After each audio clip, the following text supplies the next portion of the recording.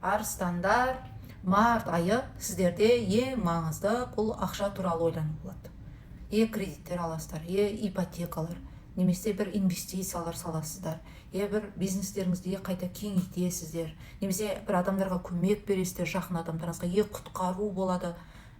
Осындай бір ай болғалы тұр сіздерге март айы, себебі астрологияда 8-ші және 9-ші салаларыңыз сіздерде өте маңызды. Сол жерде себебі көп қаламшылар тұр сіздерде. Бұл бір кризистер, стресстерге түсу, күш салу, махаббатта бір құштарлықтар, бұрынғы махаббат орындарыңызға қайта оралу, сол адамдар сіздің өміріңізге оралу, тіпті махаббат актуальды емес адамдардың өзі бір сұлулықпен айналысқан орындарға оралатын боласыздар. Бір бұрыннан бір өзіңіз үйреніп қалған адамдар, немесе рекламалар, онлайн бизнестер, интернет, немесе бұрынғы әйтеуір жұмыс істеп ақша тапқан орындарыңыз, сол арқылы көп бір қаражаттарды табатын боласыздар. Немесе сол жерде қайта бір кеңеюлер болады. Бірақ жаңа емес, үйреніп қалған бір инструменттермен, үйреніп қалған бір құрал жабдықтармен, үйреніп қалған бір адамдар коллективтермен сол жерлерге қайта оралу сіздерде. Және Венера махаббат ғаламшар кері бұрыста. Сондықтан да бұрынғы махаббат адамдарыңызды көп оралтатын болады. Апрель айының ортасына дейін бұл жалғасатын болады. Және өзіңіздерге бір күшті, комфортты сезім берген орындарға, сұлулық, әдемілікпен айналысқан адамдар, немесе әдемі бір сатып алған бір киімдеріңізбен жарқырап шығу, бір қайта орталарға оралу, және денсаулығыңызбен қайта бір айналысу. Осы кезеңге дейін бір ем алған болсаңыз, сол жерге қайта ораласыздар. Бір бет процедураларын жасатсаңыз, сол жерге қайта ораласыздар. Керемет бір машина, көліктер сізге ұнаған болса, оған қайта ораласыздар. Әйтеуір сізге комфортты сезім берген жерлерге қайта оралу кезеңдеріңіз болады. Және жаңа армандар, сол бағыттарға қайта қарап, және сол жерлерге қайсыларға ақша салуды, және сол жерде бір стресстерге де түсесіздер. Маған мұнда ақша жетпейді, мұнда сала алмаймын, мен көмек бере алмаймын деген секілді бір стресстер болатын болады сіздерде. Бір жақын адамдарыңызға көмек ретінде болсын, ауырып жатқан туыстарыңызға көмек ретінде болсын, себебі сіздерде алдарыңызда жаңа бір мақсаттар бар, бастарыңызда тұр сол. Себебі мұнменен бүкіл апрель айынан бастап күн ғаламшары, көктем кезеңде жаңа бірі белгіге күн өтеді. Қазір балықтар белгісінде тұр, жалпы транзитті түрде. Сол кезеңнен бастап алға қарай жылжу, және бүкіл июнь айында 2025-тің оттай жанатын кезеңдеріңіз болады сіздерде, арыстандар. Неге? Себебі сіздер от белгісіздер, ал қазіргі таңда транзитті күніміз біздің балықтар белгісінде, су белгісінде тұр. Сондықтан да бір сақша созылған, бір орында бір тұрған секілді, бір қозғалыстар жоқ секілді болуы мүмкін.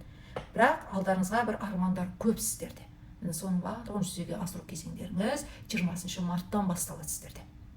Күн от белгісі, тоқты белгісіне өткен күннен бастап сіздерге де күш бітеді. Ал ол кезеңге дейін сіздерде бір фантазияларыңызда, бір жоспарлар кезеңі іштеріңіздегі. Бірақ бұрынғыменен жұмыс жасау. Онда да сіздер тыныш отырмайтын боласыздар. Көп онлайн бизнеспен айналысатын адамдар, музыка, творчествомен айналысатын адамдар, психологтарға баратын адамдар. Және бұрынғы бір ішіңіздегі күмәндарыңызды, ішіңізде айта алмаған сөздеріңізді сыртқа шығаратын, өкпелеріңізді де сыртқа шығаратын кезеңдеріңіз болады. Себебі сіздерде 8 бен 9-шы салаларыңыз активті деп айттым, бұл бір кризистерге түсу, әрі көп бір оқулардан да өтетін боласыздар, бір қайта оқисыздар, бұрынғы бір білім алған орындарыңызға, немесе бұрынғы бір құжаттармен айналысатын боласыздар, бір өмірге философиялық көзқараспен қарау кезеңдеріңіз болады. Тіпті кей адамдарда бір теңіздерге бару, бір қыдыру, шетелге шығу деген секілді мұндайды кезең. Себебі сіздер бүкіл барлығыңыз арыстан болғанмен, әрқайсыңыздың асцендентіңіз әр жерде орналасқан. Асцендентті қарау ол міндетті. Себебі сіз арыстан болғанмен асцендентіңіз егізде болуы мүмкін, тоқтыда болуы мүмкін, балықта болуы мүмкін. Бұл әрине жеке прогнозбен. Ол әрине WhatsApp номерге хабарласатын боласыздар, төменде көрсетіліп қойылған. Жеке прогноз. Және март айында күн мен ай тұтудың коридорындамыз барлығымыз. Сіздер де соның ішіне кіресіздер. 14 март ақша, қаржы, жоспарлар алдыңызға, сол жерде сіздерде күн мен ай тұтылудың ең бірінші басталуы болады. Себебі бұл март айында бірінші ай тұтылу болады, одан соң 14 мартта ай тұтылу болады, одан соң 29 мартта күн тұтылу болады. Бұл өте маңызды процесс әрқайсыңызда. Бұл да әрине жеке прогноз. Бірінші ай тұтылуы ең бір сараптау белгісінде, миды іске қосу, бір бақылау белгісі бикештер белгісінде болады. Сондықтан да көп ақша қаржы туралы тиімді жақтар немесе тиімді бір емделу әйтеуір сізге бір пайда алып келетін осыған қатысты сіздерде ай тұтылу болады 14 марттың арғы бергі аралықтарында. Және айдың соңында 29 марттан бастап сіздерге күннен күнге енді энергия көбейе беретін болады. Себебі от белгісінде күн тұтылу осы кезеңде тура 29 мартта. Осы кезеңнен бастап сіздер күшке енесіздер. Кәдімгідей бір энергияларыңыз 2 еселеніп, 3 еселеніп.